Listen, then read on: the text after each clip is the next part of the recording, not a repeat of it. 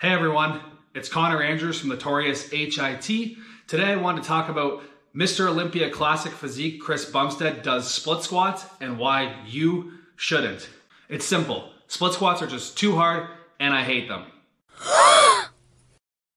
I'm just kidding. Split squats obviously are a very good exercise for developing your lower body, and they can provide you with a lot of benefit and find a home in your training program. However, the purpose of this video is to give you some things to think about with your exercise selection.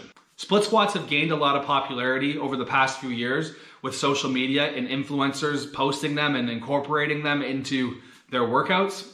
And I think it's become sort of a sexy flavor of the month trend as opposed to necessarily the most productive exercise for building your lower body. I know Chris Bumstead does split squats and they're super popular because he's been doing them and posting them on his Instagram. But what we're forgetting is that Chris Bumstead isn't trying to get any bigger. That's right, he's not trying to get any bigger and you are. Chris is Mr. Olympia Classic Physique. He can't afford to get any bigger or add any more mass to his frame, or he's at risk of not being able to make weight for Classic Physique. He doesn't have any more wiggle room. Therefore, he's not training to put on crazy amounts of muscle mass in size, just like you need to be doing. To my knowledge, Chris is also dealing with a health issue, so adding tons of muscle and blasting drugs in order to just add a few pounds to his physique, which make no sense because his physique's already amazing, he's just not going to risk doing that or put his health in jeopardy. Because he has already maxed out his size and musculature for the Classic Physique division and not wanting to put his health at any further risk, Chris is choosing exercises that are more focused on bringing in details and lowering the overall fatigued effect from his training. It's genius really because he already has all the size, so he's just focusing on being more detailed and performing better and recovering better. This guy is smart and he's calculated. You need to be smart and calculated as well when it comes to your training approach. You need to be specific and deliberate.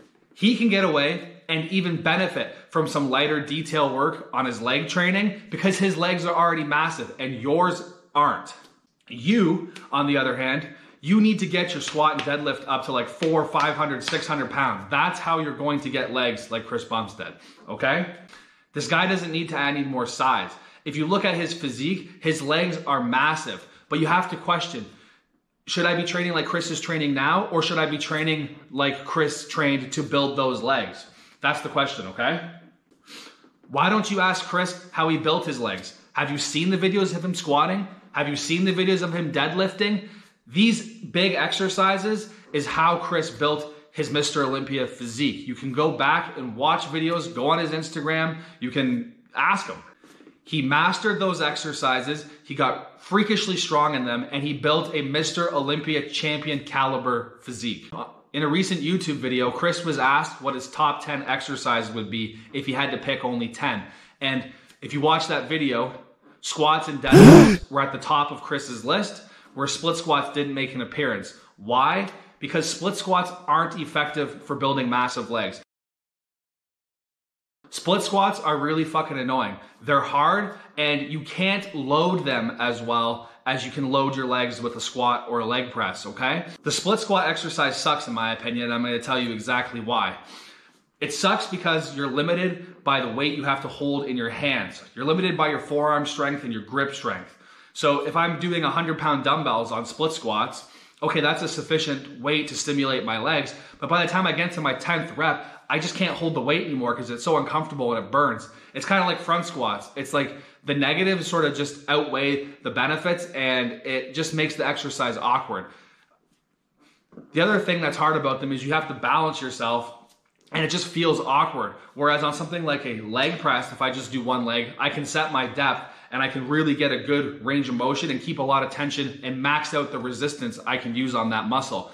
This is why Chris built his physique with squats and deadlifts, because they're more efficient movements. Rather than holding the dumbbells, I like to be on a squat machine, the Smith machine or a barbell, or even like a pendulum squat or hack squat. Or I like to do something like a leg press where I can do one leg really deep through a full range of motion and just get stronger, stronger, and stronger.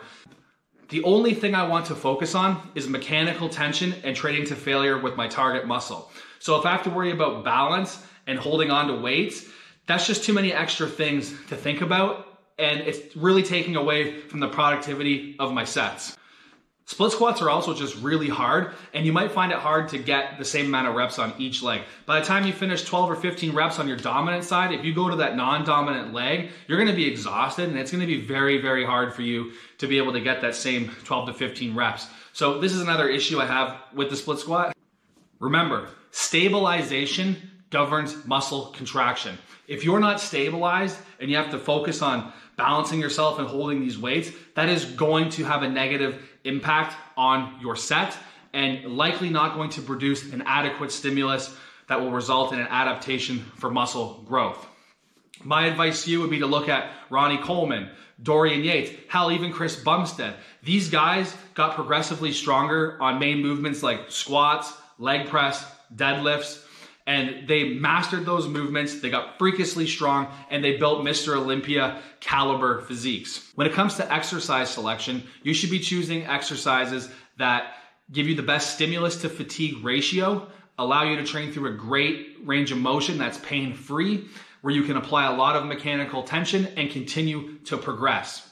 My issue with the split squats as well as the front squats is that you'll get to a point where it becomes very hard to balance and hold the resistance as opposed to focusing on your target muscles. This is why I tell people to choose squats, deadlifts, and machines to continually overload and get stronger, stronger, stronger on those muscles, okay? So there you have it. Split squats are intense. They're a good exercise. I think they do have their place. They just shouldn't be the main building blocks of your training program. Make sure you squat, make sure you deadlift, make sure you leg press, and train progressively, and that's how you're gonna build big legs. Chris Bumstead does split squats, and you shouldn't. They're an annoying exercise, they're hard for no reason, and they just don't allow you to build massive legs. If you don't believe me, check out the video where Chris lists his top 10 exercise. You'll see no sign of split squats on there. And don't believe everything you see on the internet, guys. There's always more to the story. All right, guys, hope that was fun. Hope you learned something, and we'll see you on the next video.